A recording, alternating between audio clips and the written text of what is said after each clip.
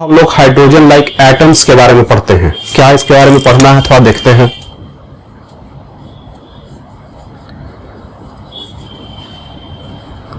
Like atom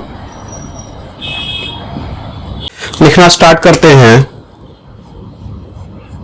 the Bohr model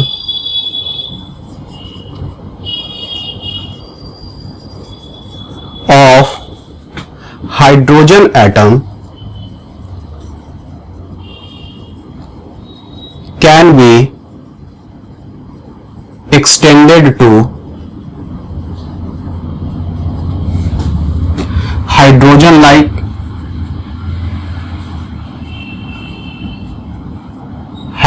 like atom such as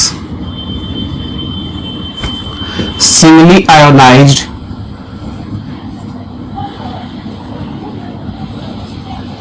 helium,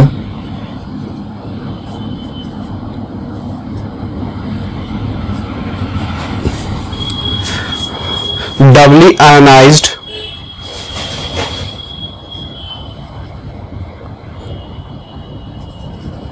lithium. ठीक है, Li2+। तो देखिए क्या होता है कि हाइड्रोजन में एक इलेक्ट्रॉन होता है, तो इन सब में भी एक इलेक्ट्रॉन होगा। ठीक है, हाइड्रोजन में बाहर में 2 इलेक्ट्रॉन होता है, आउटर मोस्ट ऑर्बिटल उसका 1 इलेक्ट्रॉन निकाल दिया तो He+ बन गया। और लिथियम में 3 इलेक्ट्रॉन जो बाहर रहता था उसमें से 1 इलेक्ट्रॉन हम बाहर निकाल दिए, तो 2 इलेक्ट्रॉन बाहर निकाल दिए, तो इसमें भी 1 ही इलेक्ट्रॉन बचा। ठीक है, सबका एटॉमिक नंबर अलग अलग होगा लेकिन सबका नंबर ऑफ इलेक्ट्रॉन यहां पर सेम होगा। Here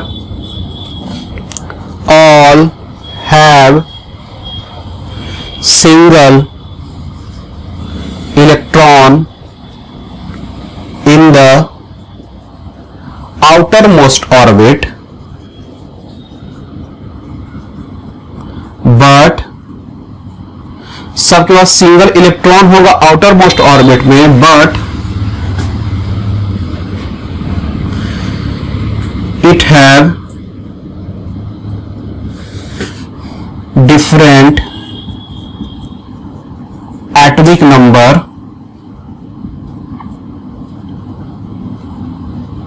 Z। एटॉमिक नंबर सबका अलग अलग होगा। ठीक है, चलिए इसको उतारिए पहले। This Z is the number of proton in the nucleus. So Ze is the charge of the nucleus। ठीक है, अब क्या है, so in equation of Vn, Rn and En, we will replace E into E square by, ऐसे लिखिए, E square, ये E into E से आया था, चार्ज 2 को चार्ज मल्टीप्लाई हुआ था तो E इंटू E से आया था। ये आपका जो हम लोग किसमें लिए थे, हाइड्रोजन में लिए थे। हाइड्रोजन का एक न्यूक्लियस में एक चार्ज E और बाहर एक इलेक्ट्रॉन E, तो उस दोनों के बीच में जो होगा तो वो E इंटू E स्क्वायर हो जाएगा। ठीक है, जो फोर्स का इक्वेशन में लिखते थे 1/4πε0 charge Q into Q by R square, तो Q इंटू Q यानी चार्ज इंटू चार्ज लिखते थे तो E इंटू E आ गया। अब क्या है कि अंदर का न्यूक्लियस का चार्ज कितना हो गया, Ze हो गया। ठीक है, अब बाहर में तो अभी भी तुम्हारा आपका एक ही इलेक्ट्रॉन है तो एक E हो गया, तो इसमें जो फोर्स होगा Ze इंटू E यानी कि Ze square. We will replace E square by Ze square, Ze into E से आया ये। ठीक है, तो ये आपका क्या हो गया, इक्वेशन में हम लोग को क्या करना है, ई स्क्वायर को जेड ई स्क्वायर से रिप्लेस कर देने का है, ठीक है। तो जो भी इक्वेशन है हम लोग का, तो वो इक्वेशन को लिख लेने का है। तो चलिए इक्वेशन पहले लिख देते हैं। आर एन का जो वैल्यू है वो क्या है, epsilon naught N square H square by 4 pi M Z E square, ठीक है। तो चलिए, और इसके बाद वी एन का वैल्यू क्या है, Z E square by 2 epsilon naught N H, ठीक है। ई स्क्वायर का जगह जेड ई स्क्वायर हम लिखते जा रहे हैं हर जगह, ठीक है। अच्छा, उसके बाद ई एन का क्या है आपका, वो है आपका M Z square E to the power 4 by 8 epsilon naught square N square H square, ठीक है। चलिए, अब ये जो यहां पर आप देख रहे हैं, तो यहां पे आर एन जो आपका है वो directly proportional to N square by Z हो जा रहा है, ठीक है। या एन स्क्वायर बाई जेड और इंटू ए नॉट जो वैल्यू लिखते थे, ठीक है। Epsilon naught H square by pi M E square का वैल्यू हो गया, या इतना भी है तो इसको एक और स्टेप लिख देते हैं, epsilon naught H square by pi M E square. तो ये जो वैल्यू हो जाएगा आर एन का, वो directly proportional to N square, ऐसे लिख सकते हैं, N square by Z into A naught, ठीक है। तो आर एन का वैल्यू जो हो जाएगा वो directly proportional to N square by Z हो गया। यानी कि जो हाइड्रोजन लाइक एटम में जो रहेगा ना, वहां पे आप रेडियस लिखा लिएगा nth ऑर्बिट का, तो आपको एन स्क्वायर से तो पहले ही आपका वो रहता था, ठीक है, प्रोपोर्शनल। यहां पे जेड डिवाइड हो जाएगा, तो जेड डिवाइड हो जाएगा तो आपका रेडियस निकल जाएगा, ठीक है। तो ये डायरेक्टली प्रोपोर्शनल तो पहले एन स्क्वायर होता था, अब एन स्क्वायर बाय जेड होगा, ठीक है। चलिए, ए नॉट का वैल्यू क्या होता था, ये याद रखिएगा, 0.529 एंगस्ट्रॉम होता था, ठीक है। चलिए, अब इसमें देखिए, इसमें क्या है आपका कि Vn जो आपका है वो क्या है, Z बाई एन है, ठीक है। पहले 1 बाई एन होता था, अब Z से मल्टीप्लाई हो गया, अब बाकी क्या हुआ, E square by 2 epsilon naught H, ठीक है। तो इसको हम लोग Vn is equal to Z by N into V1 लिखते हैं। तो Vn जो आपका जो हो जाएगा वो directly proportional to Z by N हो जाएगा। यहां पे Vn का वैल्यू क्या होता था, 2.19, बहुत सारा डेटा है, ठीक है, 2.19 into 10 to the power 6 metre पर सेकेंड, ठीक है। तो इसको यहां उतार दीजिएगा। अब En जो आपका है वो क्या है, En जो आपका है वो किस किस चीज पे डिपेंड कर रहा है, Z square by N square पे डिपेंड कर रहा है। बाकी आपका क्या है, M E to the power 4 by 8 epsilon naught square H square. तो ये जो हो जाता था En is Z square by N square into E naught, इसका वैल्यू -13.6 इलेक्ट्रॉन वोल्ट लेते थे हम लोग, ठीक है। तो ये क्या हो जाएगा, En जो हो जाएगा वो directly proportional to Z square by N square हो जाएगा। ई नॉट का वैल्यू क्या होता था, -13.6 इलेक्ट्रॉन वोल्ट, ठीक है। जो लोअर मोस्ट ऑर्बिट का जो एनर्जी होता था वो यही होता था, ठीक है। चलिए, इसको उतारिए। अब हम लोग क्या करेंगे, लिखते हैं comparison of energy level of hydrogen and He plus atom, ठीक है, in which for HeZ is equal to 2, ठीक है। तो एनर्जी लेवल जैसे पहले हम H का बनाए थे ना, तो अब उसका कंपैरिजन करेंगे किसका, He प्लस से। ये He प्लस हाइड्रोजन जैसा हो गया, और H तो हाइड्रोजन हो ही गया, ठीक है। और बस दोनों में क्या है, इलेक्ट्रॉन दोनों का सेम है बाहर में, लेकिन दोनों का एटॉमिक नंबर अलग अलग है। इसका एटॉमिक नंबर 1, इसका एटॉमिक नंबर 2, ठीक है। चलिए तो इसका फिगर पहले हम बना देते हैं।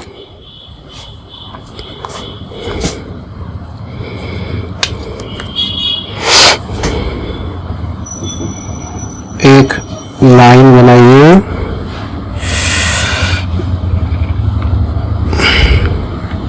m इज इक्वल टू 1, ऊपर से बनाना स्टार्ट करते हैं।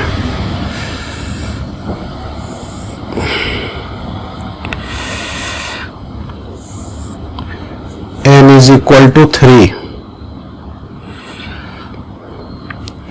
n इज इक्वल टू 2 और n इज इक्वल टू 1।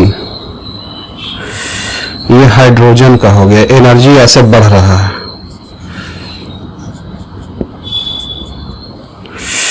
ज्यादा ऑर्बिट में जाएंगे तो ज्यादा एनर्जी होगा। ये हाइड्रोजन का हो गया। इसका एनर्जी कितना था, -13.6 इलेक्ट्रॉन वोल्ट। इसका कितना है, E2 का वैल्यू -3.4 इलेक्ट्रॉन वोल्ट। E3 का -1.5 इलेक्ट्रॉन वोल्ट, ठीक है। इस तरह से इसका एनर्जी होता गया, ठीक है। 3.4 इलेक्ट्रॉन वोल्ट। अब आ जाते हैं हम लोग n इज इक्वल टू 2। यहां पे हीलियम का जब लेंगे, एक सेकेंड, ये n बराबर 1 हो गया। यहां ले लेते हैं, n बराबर 1 हो गया और n बराबर 2 हो गया। तो हीलियम में देख रहे हैं कि हीलियम में n बराबर 2 पे जो एनर्जी होगा वो हाइड्रोजन के n बराबर 1 पे एनर्जी होगा, ठीक है। क्यों ऐसा हो रहा है, क्योंकि हम लोग इसमें एटॉमिक नंबर है, एटॉमिक नंबर से जब डिवाइड करेंगे, ठीक है, तो इस कारण से ऐसा होगा। सॉरी, एटॉमिक नंबर से स्क्वायर से मल्टीप्लाई करेंगे, जेड स्क्वायर से मल्टीप्लाई हो रहा है ना, Z square by N square हो जा रहा है। तो इस कारण से क्या हो रहा है, इसका एनर्जी लेवल बहुत ज्यादा हो जा रहा है। m बराबर 1 पे इसका एनर्जी लेवल -13.6 है और इसका -54.4 है, ठीक है। यह हाइड्रोहीलियम का हो रहा है, He+ का। उसके बाद n बराबर 4, ये 2 है ना, तो 2 पे ये इसका 4 वाला है, ठीक है। कहीं कहीं पे दोनों मिलेगा भी, तो यहाँ पे दोनों मिल गया है। -3.4 इलेक्ट्रॉन वोल्ट और -3.4 इलेक्ट्रॉन वोल्ट हो गया आपका। तो लेकिन ये n बराबर कितना है, 4 पे, n बराबर 3 कहीं यहाँ पे है। इसका जो वैल्यू हो जाएगा, E3 is equal to -6 electron volt. E5 और E6, E3 पे E6 आ जाएगा और E5, n बराबर 5, n बराबर 6, E4, E5 पे क्या आ जाएगा, -2.2 इलेक्ट्रॉन वोल्ट। E6 पे क्या आ जाएगा, -1.5 इलेक्ट्रॉन वोल्ट, ठीक है। तो ये ऐसे हो जाएगा। अब बाकी जो है आपका वो इसी तरह से होता जाएगा। ज्यादा एनर्जी गैप देखिए, नीचे से जाएगा तो ज्यादा एनर्जी गैप रहेगा, ठीक है, लेकिन आगे जाने जा रहे पे एनर्जी का गैप थोड़ा कम होता जाता है, ठीक है, ज्यादा जल्दी जल्दी आने लगता है। n बराबर 1 पे और 2 पे देखिए कितना एनर्जी गैप है, इसमें ज्यादा एनर्जी गैप होगा और इसमें कम एनर्जी गैप होगा, ठीक है। इसको और ऊपर बढ़ाना चाहिए था हमको, तो ज्यादा एनर्जी गैप दिखता था, फिर इसके बाद कम, उसके बाद और कम, फिर और कम, फिर सटते जाता है एकदम लगभग।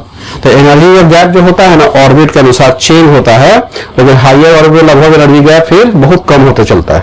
तो इस तरह से आप देख रहे हैं कि एनर्जी गैप में हम लोग देख रहे हैं कि एनर्जी जो आपका है हीलियम का n बराबर 2 पर n बराबर 1 के बराबर हो रहा है। क्यों? क्योंकि हीलियम में जो आपका है, जो इसमें जो एनर्जी जो है आपका, वो directly proportional Z square by N square हो रहा है। ठीक है, और इसमें क्या हो रहा था? डायरेक्टली प्रोपोर्शनल टू खाली 1 बाई एन स्क्वायर हो रहा था। तो इसी कारण से ऐसा हो रहा था, जेड स्क्वायर से मल्टीप्लाई होते जा रहा है। ठीक है, और जेड इसका कितना है? 2 है, तो यानी 4 से मल्टीप्लाई हो गया। तो 13.6 को 4 से मल्टीप्लाई किए तो -54.4। ठीक है, और इसको हम 4 से मल्टीप्लाई किए E2 को, तो 4 से यह 12 और 60 तो 13.6 हो गया, इसका 4 ठीक है, फिर इसका n बराबर 3 का इसका 4 से मल्टीप्लाई करेंगे हैं, तो इसका देखिए n3 को कितना आ गया? -6 आ गया। 4 से मल्टीप्लाई कीजिए तो 6 आ जा रहा है, क्योंकि z बराबर यहाँ पे हीलियम का कितना है? 2 है, तो 2 का स्क्वायर हो गया 4, तो 4 गुना से बढ़ते जा रहा है इसका। ठीक है, चलिए इसको उतारिए, ये हो गया। तो यहां पे लिखना स्टार्ट करते हैं। So we know Bohr model is also applicable for hydrogen like atom. So for hydrogen He plus and Li2 plus,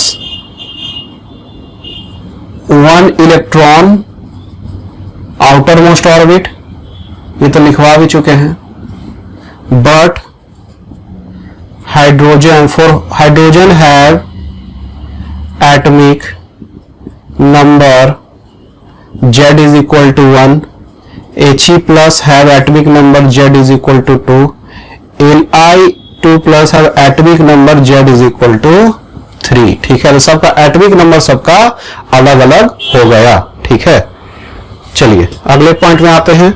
यहां लिखते हैं for nth orbit mv square by r is equal to 1 by 4 pi epsilon naught e into ze by r square। ठीक है, also we have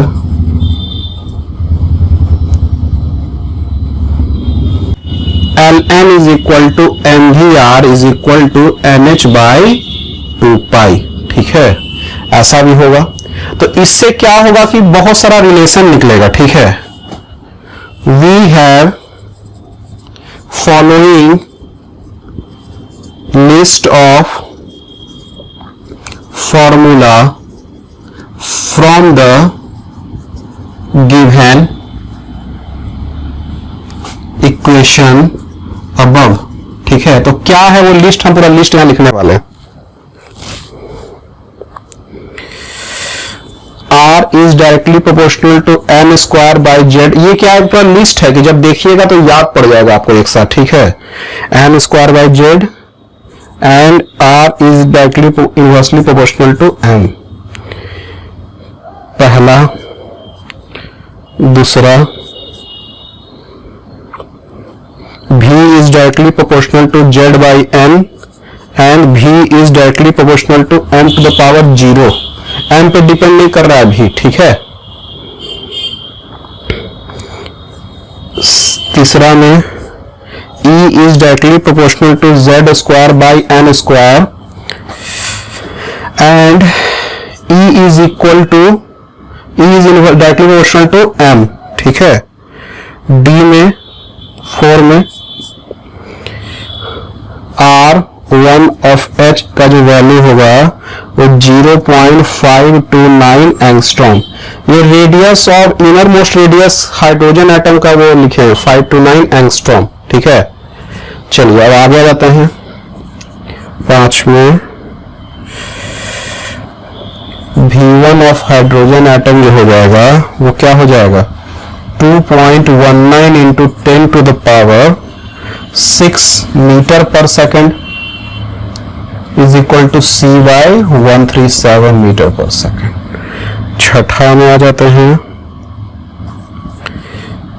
E1 of hydrogen atom का जो value हो जाएगा -13.6 electron volt. सातवां में जो आ जाएगा K is equal to kinetic energy and U is equal to 2 times energy. ठीक है, काइनेटिक एनर्जी का वैल्यू जो होता है नेगेटिव में होता है ना, मतलब एनर्जी का वैल्यू नेगेटिव में होता है तो इसका हम मॉडुलस करेंगे तो काइनेटिक एनर्जी पॉजिटिव में आ जाएगा। ठीक है, और E भी नेगेटिव में और U भी नेगेटिव में होता है, एनर्जी भी नेगेटिव में होता है और U भी नेगेटिव में, U is equal to 2E है। ठीक है, चलिए इसको यहां तक उतारिए, फिर इसको मिटाएंगे, फिर आगे बढ़ेंगे। एक पॉइंट लिखते हैं, number of emission line from some higher energy level N1 to lower energy level N2 is given by N1 minus N2 plus 1 by 2। ठीक है, तो नंबर ऑफ एमिशन लाइन मतलब कितना टाइप का इसमें फोटोन निकलता है। ठीक है, तो फोटोन भी जब भी निकलता है तो उसका एक रेंज होता है। ठीक है, तो कितना टाइप का फोटोन निकल सकता है, तो ये actually number of emission line वही है कि हायर एनर्जी लेवल N1 से N2 की तरफ जब आएगा तभी एनर्जी निकलेगा, तो कितना निकलेगा, तो इतना निकलेगा। ठीक है, तो ये फॉर्मूला में पूछ लेता हूं, ऐसा करना है और नंबर निकालने के लिए तो ये फॉर्मूला यूज करके निकाल देंगे। ठीक है, चलिए, if the principal quantum number of hydrogen or hydrogen like atom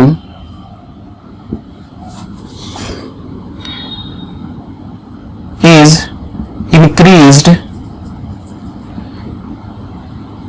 in, ये प्रिंसिपल क्वांटम नंबर n को बोला, हाइड्रोजन और hydrogen atom is increased, then following quantity increase or decrease। ठीक है, तो इसको लिखते हैं, क्या क्या है इसमें, पूरा लिस्ट है इसका। इंक्रीज क्या क्या करेगा और डिक्रीज क्या क्या करेगा। इंक्रीज का लिस्ट लिखते जाइए, रेडियस इंक्रीज करेगा ही, पोटेंशियल एनर्जी, उसके बाद टोटल एनर्जी,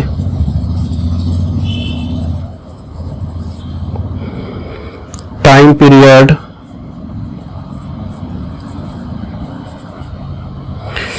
एंगुलर मोमेंटम,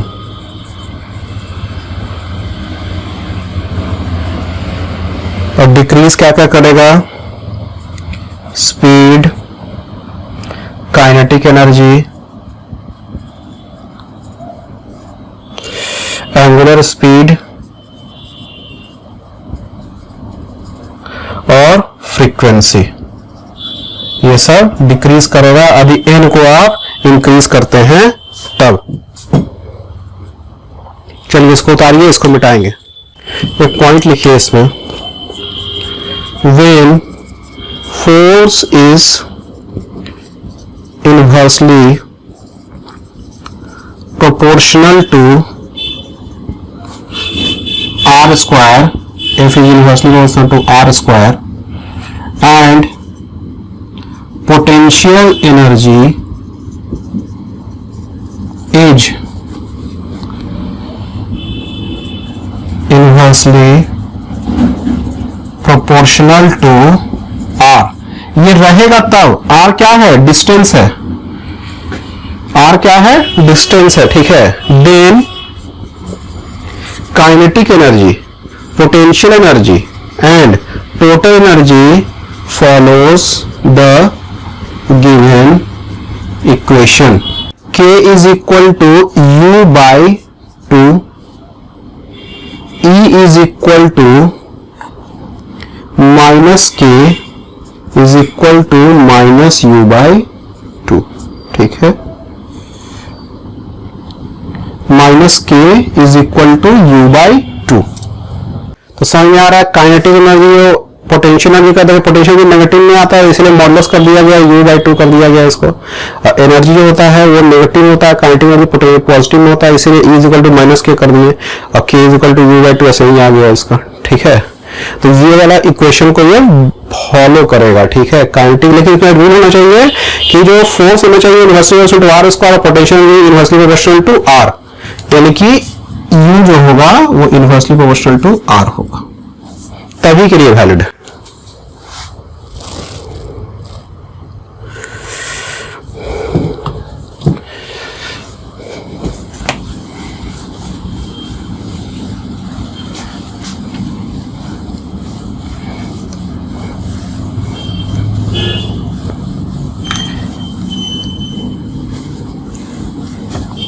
एक पॉइंट लिखते हैं, total energy of the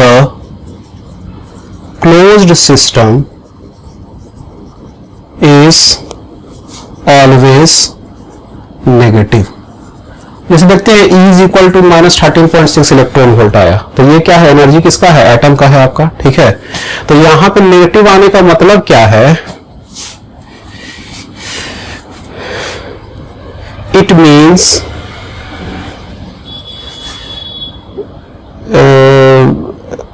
this, नहीं ऐसे लिखते हैं, this the magnitude of this energy, the magnitude of this energy is called as binding energy. Magnitude of this energy is called as binding energy. ठीक है, so if a closed system have -100 joule of energy, it means we need to give 100 joule of energy to remove the closed system. ठीक है, तो यानी कि ये system को remove करने के लिए 100 जूल ऑफ एनर्जी चाहिए, इसका पूरा ब्रेक करने के एनर्जी को। ठीक है, चलिए, also open system has zero energy, zero और पॉजिटिव वैल्यू ऑफ एनर्जी। ठीक है, तो ओपन सिस्टम का क्या होगा, जीरो या पॉजिटिव वैल्यू ऑफ एनर्जी होगा, यदि क्लोज सिस्टम का नेगेटिव वैल्यू आ रहा है तब। ठीक है, चलिए इसको उतारिए। In the transition from N2 to N1, the wavelength of the photon emitted will be given as lambda is equal to 12375 En2 minus En1, ये एंगस्ट्रॉम में हो जाएगा लैम्बडा का वेवलेंथ। ठीक है, चलिए अगला लिखते हैं। In general En is equal to -13.6 Z²/n²। ठीक है, where En is the energy of an orbit in electron volt. यहां पे भी होगा En2 and En1 is the energy in electron volt, यही ना है। चलिए एक चीज और लिखिएगा, in hydrogen spectrum, hydrogen spectrum Balmer series was first found as it was in the range of visible light। उसी के बाद मैं बाकी सबका वेवलेंथ निकालना स्टार्ट किए थे। तो पहले बारहवीं से ही स्विस साइंटिस्ट आपको निकाल कर दिखाया था, ठीक है। तो उसके बाद बाकी सबका वेवलेंथ निकला था, ठीक है। चलिए, तो ये आपका इधर हो गया। अब इससे रिलेटेड हम लोग अब कुछ क्वेश्चन करने वाले हैं। चलिए लिखना स्टार्ट करते हैं। Using the known values, using the known values for hydrogen atom, calculate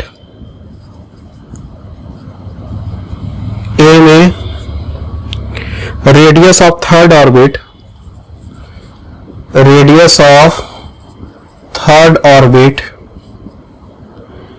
for Li plus 2, B में speed of electron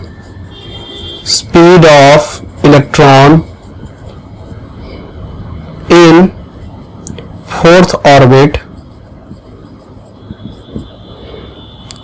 for He plus C में angular momentum of electron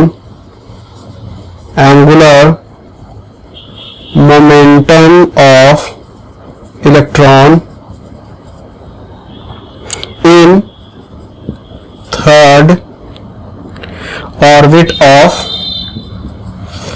He plus। Using the known value of hydrogen atom, calculate radius of third orbit for Li plus 2, speed of electron in fourth orbit for He plus, angular momentum of electron in third orbit of He plus। ठीक है, चलिए इसको बनाइए।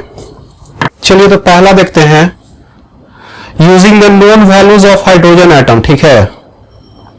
Calculate radius of third orbit for Li plus. तो चलिए देखते हैं। For Li2 plus 2 we have, third orbit का बात कर रहा है ना, number of orbit n is equal to 3, atomic number z is equal to 3, atomic number भी क्या हो जाएगा, 3 हो जाएगा, ठीक है। चलिए,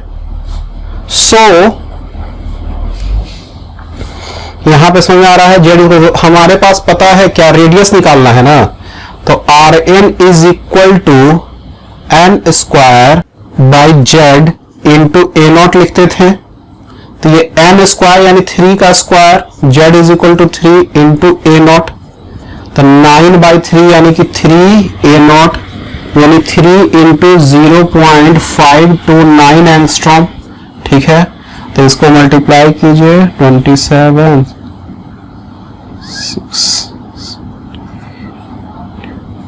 1.587 एंगस्ट्रॉम, ठीक है। ये Rn का वैल्यू आ गया, ठीक है। चलिए अब अगला में आ जाते हैं। डी में क्या कह रहा है, speed of electron in fourth orbit of He plus, for He plus fourth orbit n is equal to 4, ठीक है। एटॉमिक नंबर जो हो जाएगा वो क्या हो जाएगा, z इज इक्वल टू, इसका क्या होता है 2। इसीलिए हमको क्या करना है, स्पीड निकालना है ना। तो Vn इज इक्वल टू हो जाएगा z by n into V1। अच्छा, z का वैल्यू कितना है 2, अब n का वैल्यू 4, अब Vn का वैल्यू कितना है 2.19 into 10 to the power 6 metre पर सेकेंड। तो ये हो जाएगा 2 1 जा 2, 2 9 जा 8 into 10 to the power 6 metre पर सेकेंड, ठीक है। चलिए ये सही है। अब आ जाते हैं एंगुलर मोमेंटम पे, सी में आ जाते हैं। Angular momentum, angular momentum of electron in third orbit of He plus, angular momentum of He plus for third orbit, n is equal to 3, z is equal to 2। Angular momentum का value क्या होता है? ln is equal to nh by 2 पाई। अच्छा, तो angular momentum निकाला, n का value 3 h by 2 पाई। ठीक है, तो इसको इस तरह से भी छोड़ सकते हैं, h और 2 पाई का वैल्यू डालिए और ये एंगुलर मोमेंटम का वैल्यू निकालिए। ठीक है, समझ बात आ रहा है? तो इस तरह से आपका एंगुलर मोमेंटम निकल गया इसका, nh बाई 2 पाई। n का वैल्यू 3 डाल दिए, z पे डिपेंड नहीं कर रहा है, यहां लिख देते हैं here angular momentum z, angular momentum L does not depend on atomic number Z। ठीक है,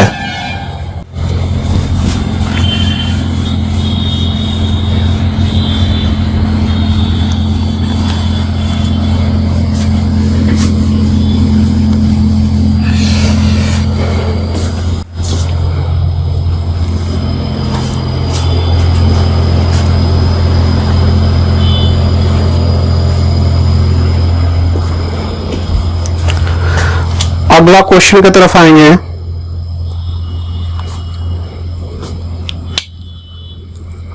ए doubly ionised lithium atom, a doubly ionised lithium atom is hydrogen like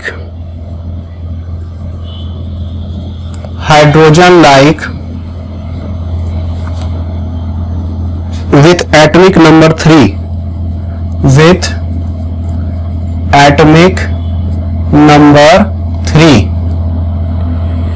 find the wavelength of the radiation, find the wavelength of the radiation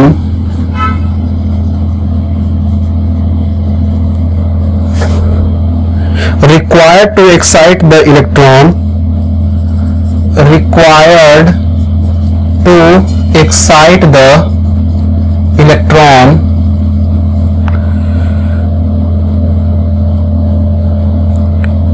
is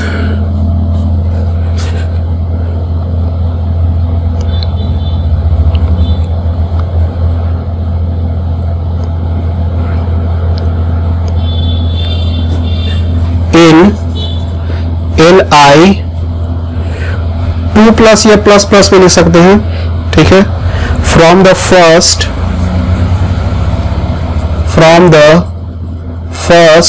to the third orbit, third Bohr orbit, full stop.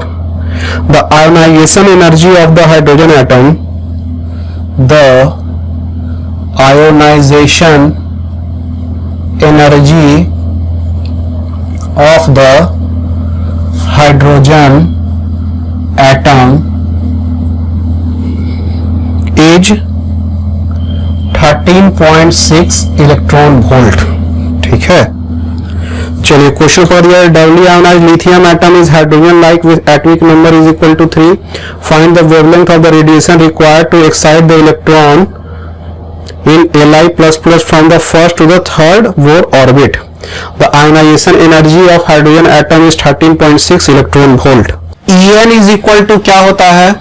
-z²/n² 13.6 electron volt. ठीक है, here we have lithium plus plus in which z is equal to 2, ठीक है, sorry 3, z is equal to 3 होता है for the first to third orbit. अब देखिए En का जो वैल्यू हो जाएगा वो हो जाएगा -3 square into 13.6 electron volt by n square, -9 into 13.6 electron volt by n square. इसका जो वैल्यू हो जाएगा 27, 9, 10, 11, इसको कैलकुलेट कर लिया जाए। इसको कैलकुलेट करने के बाद आ रहा है -122.4 by n square electron volt, ठीक है। अब देखिए क्या है ना कि इसका एटॉमिक नंबर तो 3 था ही।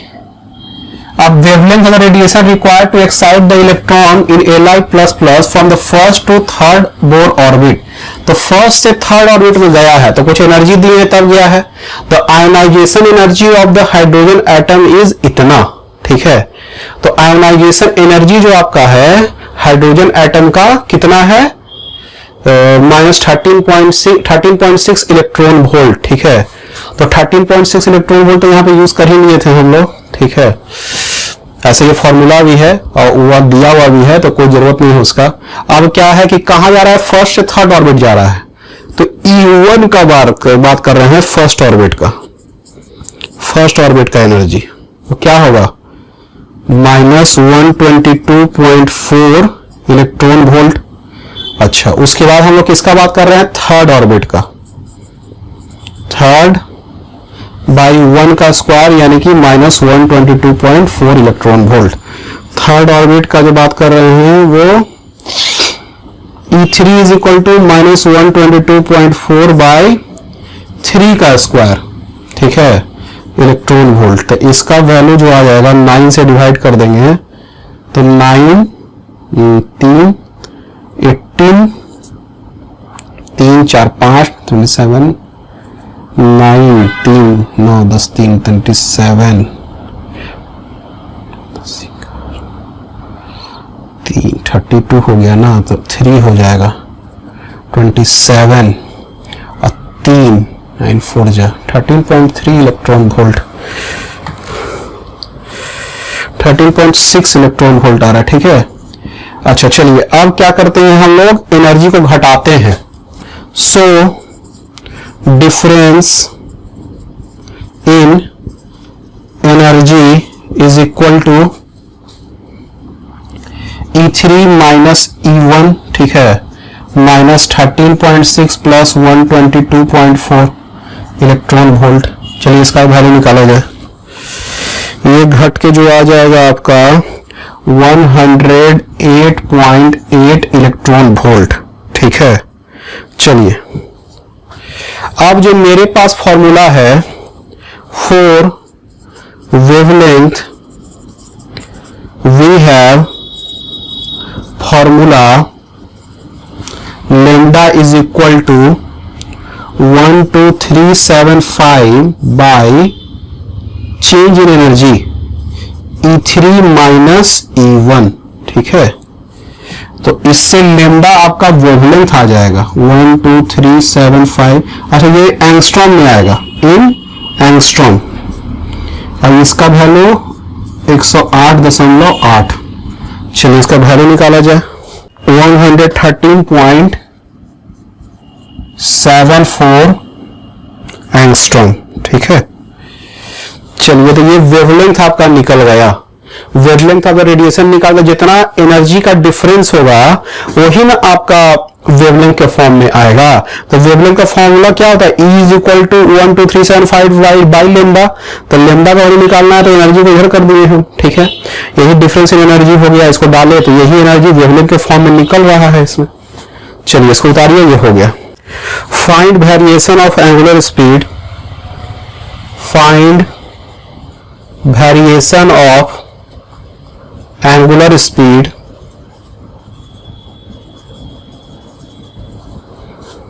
and the time period of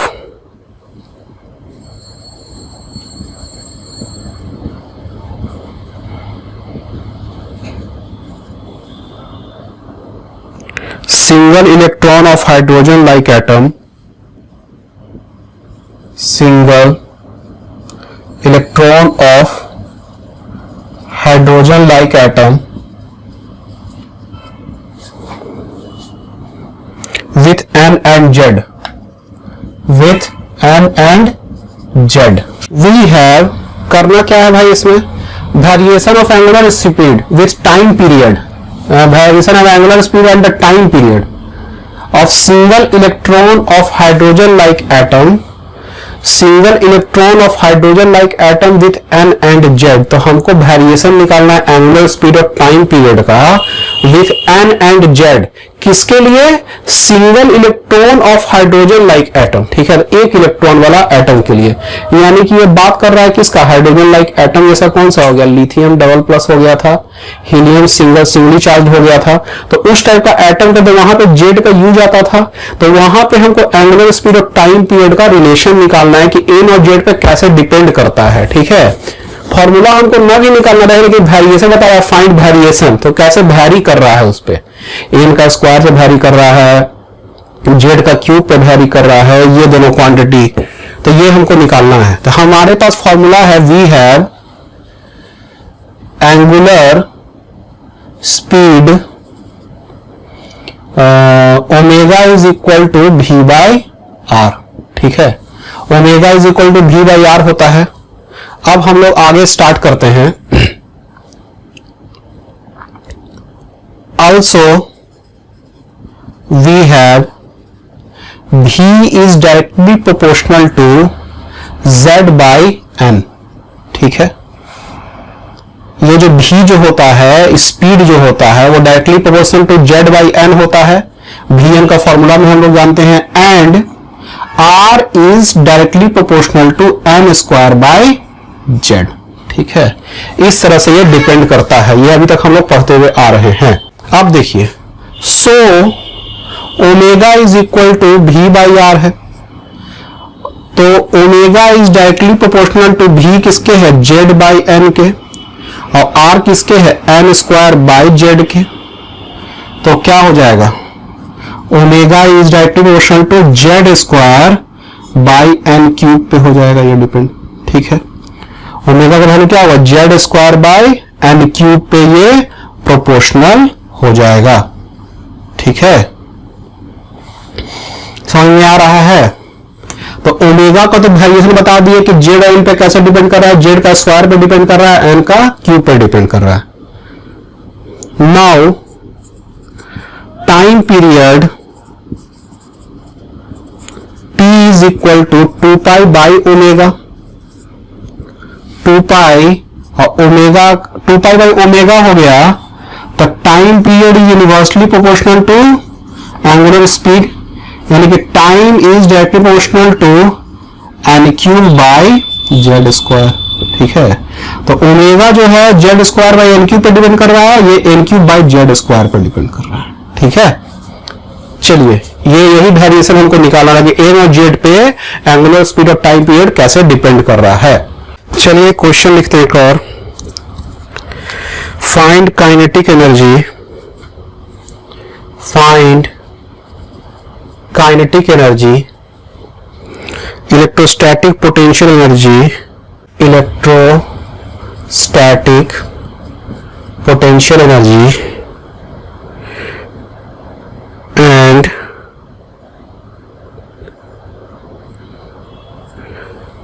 and total energy of single electron, total energy of single electron in second excited state, in second excited state of Li plus 2 atom. Find kinetic energy, electrostatic potential energy and the total energy of single electron in second excited state of Li plus 2 atom. देखिए,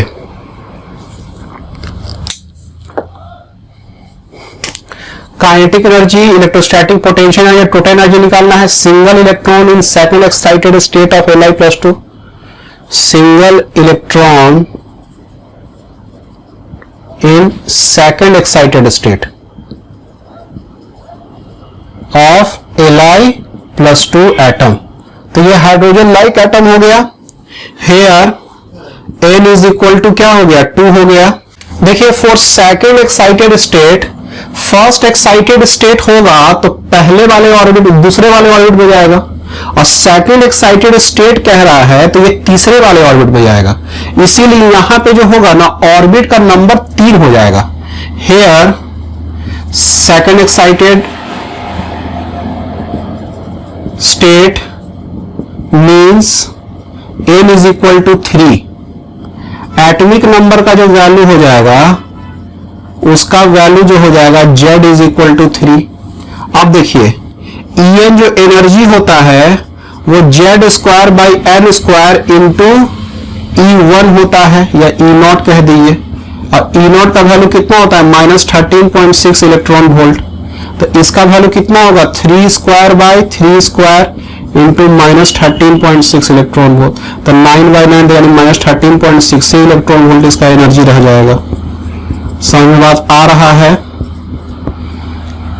तो हमको क्या निकालना है, kinetic energy निकालना है। तो kinetic energy जो हो जाएगा वो जो होता है, काइनेटिक एनर्जी का जो वैल्यू, वो एनर्जी के वैल्यू का मैग्नीट्यूड होता है, ठीक है। यानी कि 13.6 इलेक्ट्रॉन वोल्ट हो जाएगा काइनेटिक एनर्जी का वैल्यू। अब उसके बाद टोटल इलेक्ट्रोस्टैटिक पोटेंशियल एनर्जी, ये क्या हो जाएगा, काइनेटिक एनर्जी। पोटेंशियल एनर्जी जो होगा,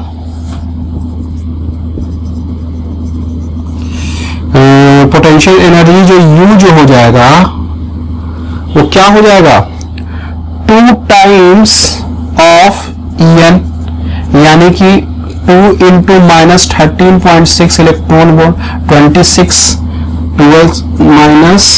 27.2 इलेक्ट्रॉन वोल्ट, ठीक है। ये U का एनर्जी हो जाएगा, ठीक है। ये U का एनर्जी हो गया। तो U का एनर्जी इतना और काइनेटिक एनर्जी का वैल्यू इतना, ठीक है। ये फॉर्मूला दोनों हम अभी पढ़ चुके हैं, ठीक है। इसको उतारिए।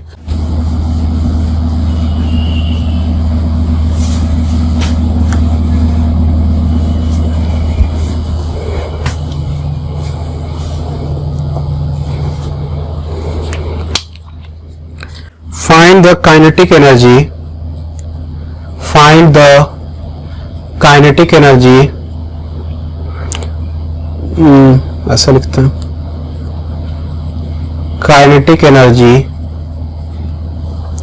Potential energy, potential energy and total energy in first and total energy in first and second orbit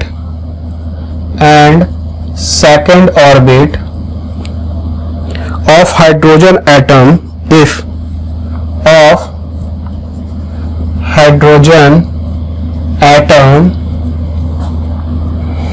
potential energy in first orbit, if potential energy in first orbit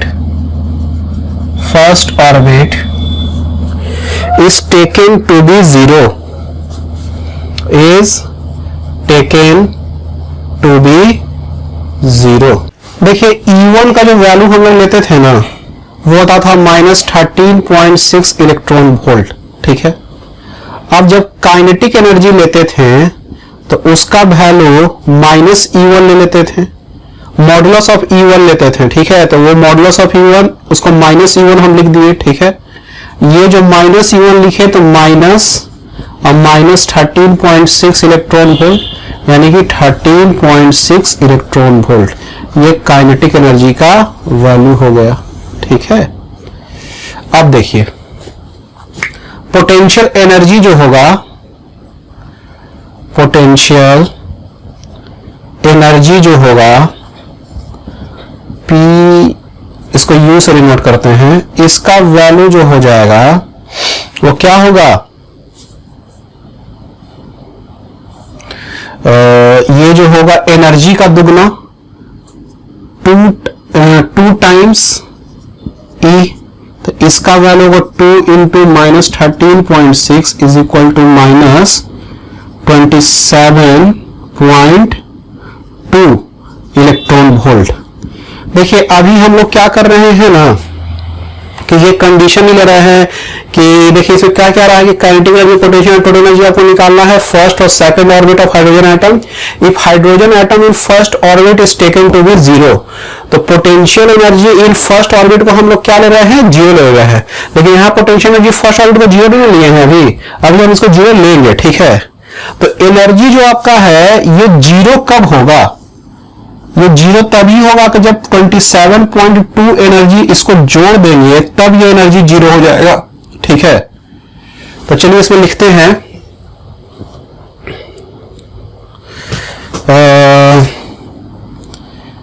for energy to be 0 at first orbit of potential energy we need to add 27.2 electron volt of energy in U, ठीक है। U में हम लोग क्या कर देंगे, इतना energy जोड़ देंगे।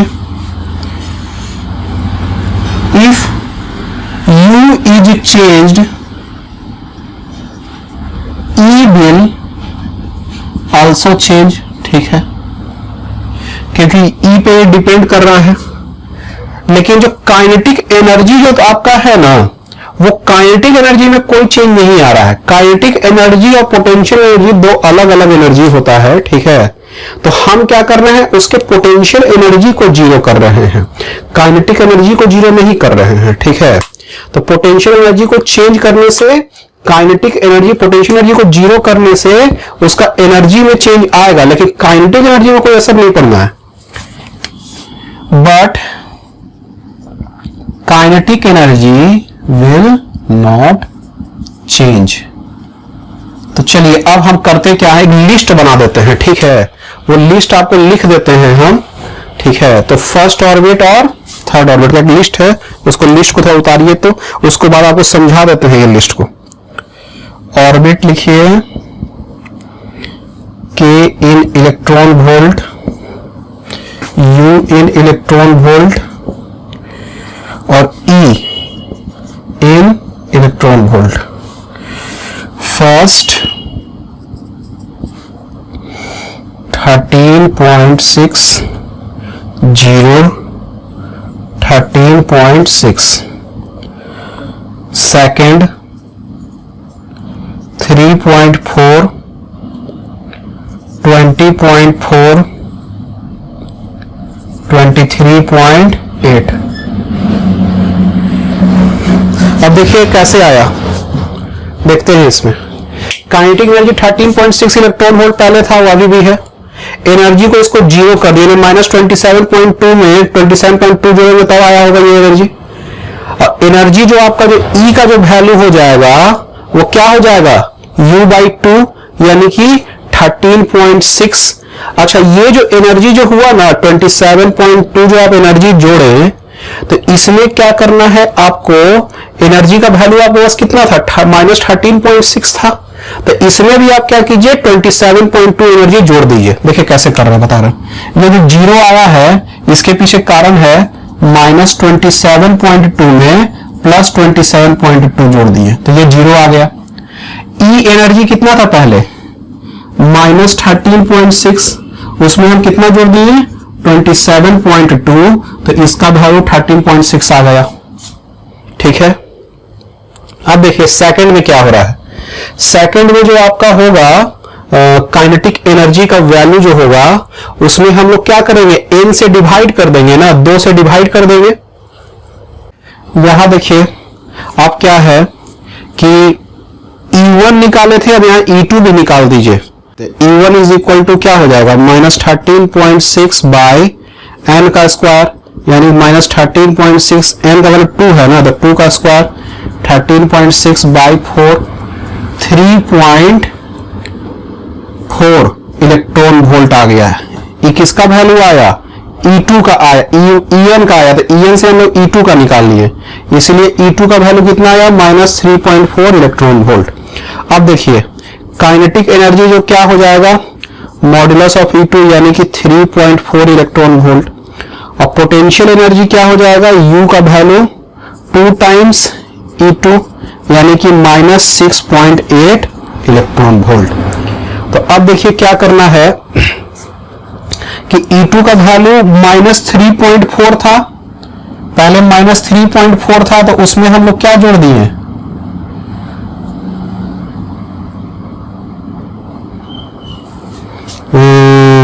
इसमें जोड़े हैं, इधर जोड़े हैं ना, ये काइनेटिक एनर्जी है ना, तो काइनेटिक एनर्जी में क्या है, 3.4 है तो 3.4 ही रह गया, चेंज तो खाली U और E में हो रहा है, तो U का वैल्यू कितना था आपका -6.8, तो इसमें हम लोग 27.2 जोड़ दिए, ठीक है, तो आपका कितना आ गया 20.4, और ये जो आपका आया है E का वैल्यू कितना था यहाँ पे -3.4, तो उसमें हम लोग कितना जोड़ दिए 27.2, ठीक है, तो 27.2 इलेक्ट्रॉन वोल्ट हम सिर्फ उसी में जोड़ रहे हैं जिसमें पोटेंशियल एनर्जी है और टोटल एनर्जी है। काइनेटिक एनर्जी को इससे मतलब नहीं रहेगा, ठीक है, क्योंकि एनर्जी जो आपका है वो पोटेंशियल एनर्जी चेंज हो रहा है, पोटेंशियल एनर्जी और काइनेटिक एनर्जी अलग अलग टाइप का एनर्जी हो रहा है, ठीक है, अलग अलग टाइप का एनर्जी होता है, तो उससे टोटल एनर्जी में भले फर्क पड़ेगा लेकिन काइनेटिक एनर्जी में कोई फर्क नहीं पड़ेगा, ठीक है।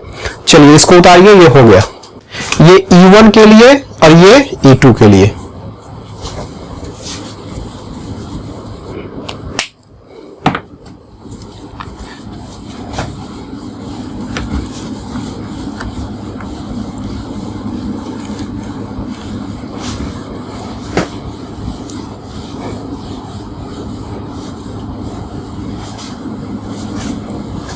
Calculate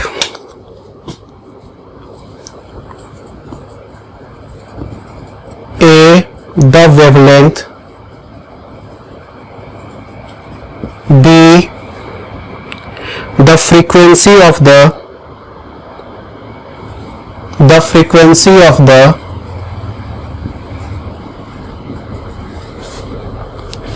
H beta line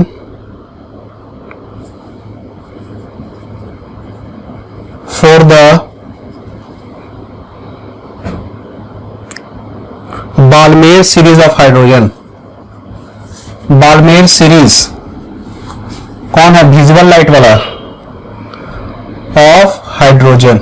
देखिए बाल्मेर सीरीज में H अल्फा जो लाइन होता था, ये देखिए बाल्मेर सीरीज सेकंड वाला आपका ऑर्बिट का बात कर रहा है कि कहीं से भी सेकंड ऑर्बिट पे आएगा तो वो विजिबल लाइट निकलेगा, तो विजिबल लाइट इसमें तीसरा से दूसरा पे आता था तो ये H अल्फा लाइन निकलता था, H बीटा लाइन क्या होता था, चौथा से दूसरा पे आता था तो H बीटा लाइन निकलता था, ठीक है, फिर H गामा लाइन पांचवा से दूसरा पे आएगा, सब दूसरे पे आएगा, क्योंकि ये दूसरा ही वाला विजिबल लाइट वाला रेंज है बाल्मेर सीरीज वाला।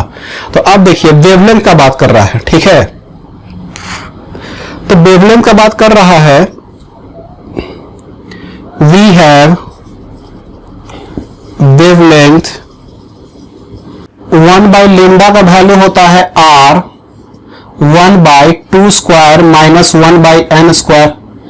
अच्छा 1 बाई लेमडा जो R क्या होगा, रिडबर्ग कांस्टेंट होता है, इसका वैल्यू क्या होता है 1.097 इंटू 10⁻⁷, तो ये हो जाएगा 1/4 माइनस 1/n का वैल्यू इसमें क्या हो जाएगा 4, तो 4 का स्क्वायर यानी कि 16, ठीक है, तो ये हो जाएगा 1.097 इंटू 10⁻⁷, 16, 4 माइनस 1, तो 3/16 इंटू 1.097 इंटू 10⁻⁷, 1 बाई लेमडा का वैल्यू। तो लेमडा का वैल्यू निकाला जाए इसका कैलकुलेट करके, ये आ जाएगा 4.9 into 10 to the power -7 metre. ठीक है, ये लेमडा वेवलेंथ आपका आ गया।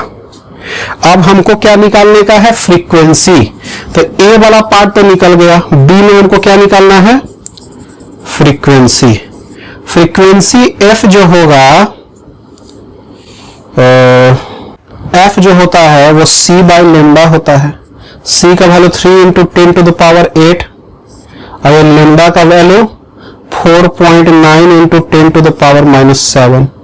ये फ्रीक्वेंसी का वैल्यू हो जाएगा। कितना आता है कैलकुलेट करके?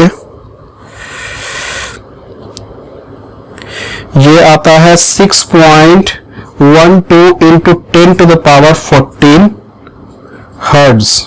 ठीक है, ये फ्रीक्वेंसी का वैल्यू आता है। ठीक है, चलिए इसको उतारिए, ये हो गया। Find the largest and shortest wavelength in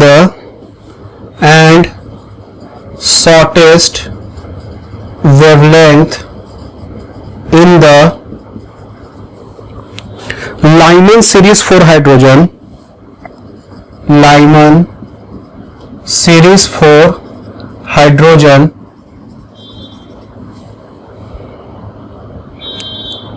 in what region of the electromagnetic spectrum? In what region of the electromagnetic spectrum does each series lie? Does each series lie?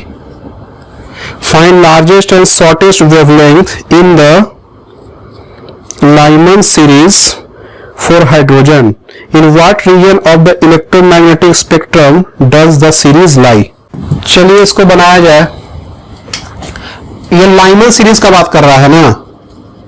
Lyman series for orbit n is equal to 1 वाला होता है, जो n पे सब जगह से आता है, 2 से 3 से 4 से सब जगह से 1 पे आएगा तो लाइमन सीरीज बनेगा। लार्जेस्ट एंड शॉर्टेस्ट वेवलेंथ निकालना है लाइमन सीरीज फॉर हाइड्रोजन का। In what region of electromagnetic spectrum does this series lie? पहले लार्जेस्ट से शॉर्टेस्ट निकालेंगे तो एक रेंज निकल जाएगा, तो वो रेंज बोल रहा है कहां पे लाई करता है, वो हमको निकालना है। इन Lyman series 1 by lambda is equal to r Rydberg constant 1 by 1 square minus 1 by n square। ठीक है, तो यहां जो लेमडा का जो वैल्यू आएगा ये r 1.097 into 10 to the power 7 4 n is equal to 2 का निकालते हैं, क्योंकि 2 मिनिमम होगा इसका, तो 1 by 1 minus 1 by 2 का स्क्वायर यानी 1.097 into 10 to the power 7 1 minus 1 by 4 1.097 into 10 to the power 7 4 minus 1 3 by 4 1 by lambda का वैल्यू। ये क्या हो गया, इसका कैलकुलेट किया जाए।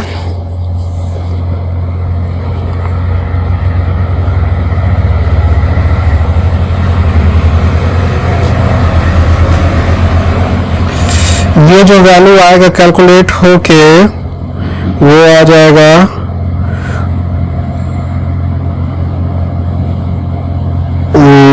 1 बाई लेमडा का जो वैल्यू आ रहा है 0.823 इंटू 10 टू द पावर 7। ठीक है, तो लेमडा का जो वैल्यू कैलकुलेट करके आएगा वो आएगा 12, ये मीटर में आ रहा है तो 1215 एंगस्ट्रॉम में आ जाएगा। ठीक है, ये लेमडा का क्या होगा ना, मैक्सिमम वैल्यू होगा। ठीक है, काहे कि यहाँ पे जो मैक्सिमम वैल्यू जो लेमडा का होगा वेवलेंथ सबसे ज्यादा होगा, फ्रीक्वेंसी सबसे कम होगा जब 2 ऑर्बिट से पहले ऑर्बिट की तरफ आएगा तब। ठीक है, तो ये मैक्सिमम वैल्यू है, लेमडा मैक्स का वैल्यू आ जा रहा है। ठीक है, अब लेमडा मीन निकालना है। For n is equal to 3 1 by lambda is equal to 1.097 into 10 to the power 7, 1 by 1 square minus 1 by 3 का square, 1.097 into 10 to the power 7, 1 minus 1 by 9, 9 minus 1 8, 8 by 9, 8 by 9 into 1.097 into 10 to the power 7, 1 by lambda। तो ये lambda, ये तो metre में आएगा, तो lambda का value निकाला जाए। अच्छा ये क्या आएगा, मिनिमम वाला वैल्यू आएगा, मिनिमम वाला वैल्यू आएगा, इसका वैल्यू जो आ रहा है 911 एंगस्ट्रॉम, ठीक है। तो देखिए, so range for lambda is lambda greater than 911 angstrom to smaller than 1 to 15 angstrom. It is in ultraviolet range, ठीक है, ये अल्ट्रावायलेट रेंज का होता है वेवलेंथ। चलिए इसको उतारिए।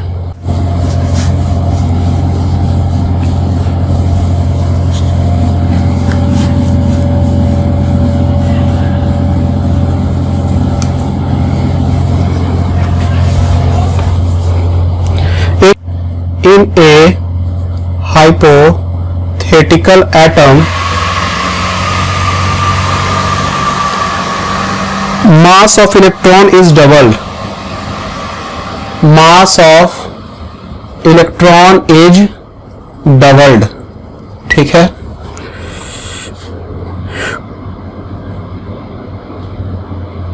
Value of atomic number is Z is equal to 4. Value of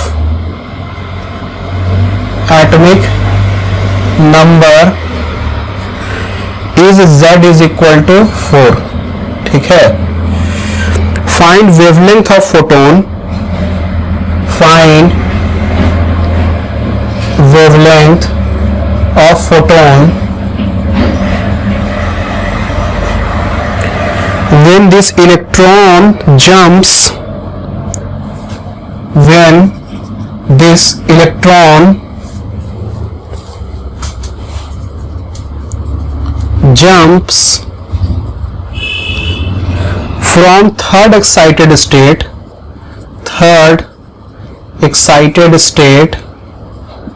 to second orbit. In a hypothetical atom, mass of electron is doubled. Value of atomic number is Z is equal to 4. Find wavelength of photon when this electron jumps from third excited state to second orbit. देखिए इसमें क्या है, hypothetical atom है, mass of electron क्या है, double है। देखिए सबसे पहले मास ऑफ इलेक्ट्रॉन को हम लोग डबल कर दिए हैं, एटॉमिक नंबर उसका Z बराबर 4 है। Find wavelength of photon when this electron jumps from third excited state. ये थर्ड एक्साइटेड स्टेट मतलब n बराबर 4 हो गया, ये n बराबर 3 का ही मत लिखिएगा, थर्ड एक्साइटेड स्टेट मतलब फोर्थ ऑर्बिट, और ये n बराबर 2 तो लिखा ही हुआ है सेकंड ऑर्बिट। तो वेवलेंथ ऑफ फोटोन निकालना है जब इलेक्ट्रॉन n बराबर 4 से n बराबर 2 पर आता है तब, ठीक है। और हाइपोथेटिकल एटम है।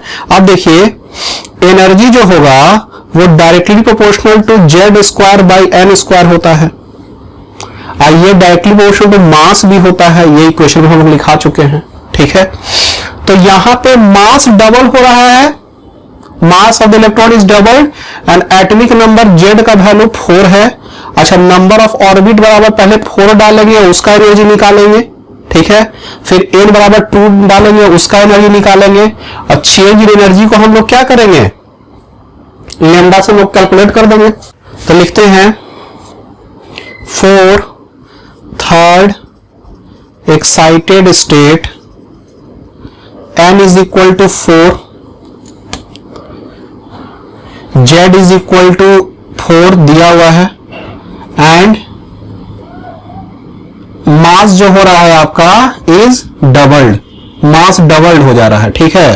तो 2 से मल्टीप्लाई कर देंगे, ठीक है। सो E इज इक्वल टू -13, इसको ऐसे लिखते हैं,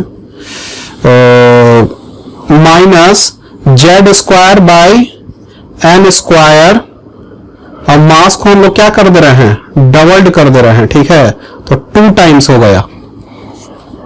और बाकी क्या है 13.6 वही, तो माइनस जेड स्क्वायर माइनस 4 का स्क्वायर और एन का भी क्या 4 का स्क्वायर इंटू 2 इंटू 13.6, तो ये क्या हो जाएगा माइनस 27.2 इलेक्ट्रॉन वोल्ट। तो E का वैल्यू माइनस 27.2 इलेक्ट्रॉन वोल्ट हो गया। ये E इज इक्वल टू 4 का बात है, E4 का बात है ना। अब E3 का कर देते हैं, 4 मतलब E3 ने E2 का for second orbit, E2 is equal to minus Z square के जगह पे 4 स्क्वायर अभी भी, और एन के जगह पे क्या लिख देंगे 2 का square into 2 into 13.6,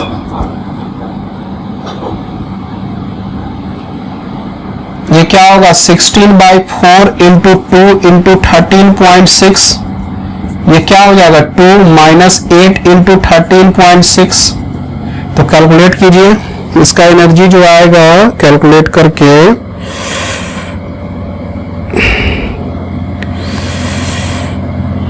minus 108.8 electron volt, ये E2 का वैल्यू आ गया, ठीक है। अब हम लोग क्या करते हैं,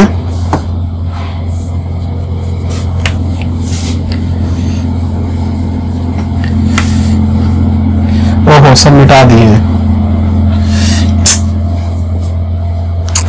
चेंज इन एनर्जी लिख देते हैं, चेंज इन एनर्जी, तो उसका जो वैल्यू आ जाएगा, क्या क्या था चेंज इन एनर्जी में,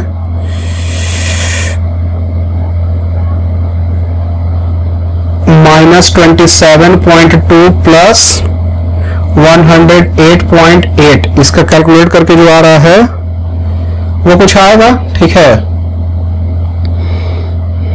ठीक है, इसको कैलकुलेट कीजिएगा। अच्छा अब हम लोग क्या करते हैं, लैम्डा वेवलेंथ निकाल देते हैं, for wavelength lambda is equal to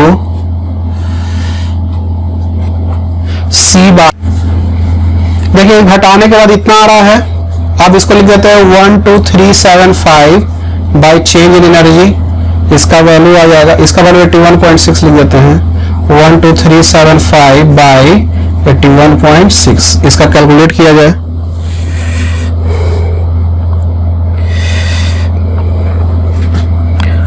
one 51.65 angstrom, ये वेवलेंथ आपका आया, ठीक है। तो यही वेवलेंथ आपको निकालना था, ठीक है। तो चलिए इससे रिलेटेड आपका सवाल अब खत्म हो गया, अब हम लोग एक्सरेज की तरफ आ जाएंगे, ठीक है। चलिए इसको मिटाएंगे अब।